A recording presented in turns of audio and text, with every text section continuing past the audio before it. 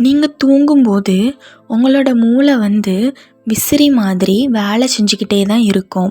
அன்னைக்கு என்னென்னலாம் நடக்குது அப்படிங்கிற எல்லா தகவல்களும் மூளையில் சேவ் ஆகிட்டே தான் இருக்கும்.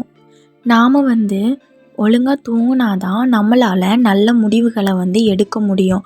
ஒழுங்காக தூக்கம் இல்லாமல் இருக்கிறவங்களால ஒழுங்கான முடிவுகளை எடுக்கவே முடியாது. நைட்டு டைரி எழுதுகிற மாதிரி தான் நம்மளுடைய மூளையும் அன்னைக்கு என்னென்னலாம் நடந்தது அப்படின்னு நைட்டு எல்லாத்தையுமே ஸ்டோர் பண்ணி வச்சிட்ருக்கோம். அதனால் நம்ம நைட்டு நல்லா தூங்கணும். அப்படி நாம் நல்லா தூங்கினாதான் நாளைக்கு என்ன முடிவு எடுக்கலாம் அப்படின்னு நமக்கு ஒரு நல்ல யோசனை தோணும். அதனால நைட்டு எப்போவுமே சீக்கிரமாக தூங்கி காலையில் சீக்கிரமாக எழும்புறது தான் நமக்கும் நல்லது, நம்ம மூளைக்கும் நல்லது.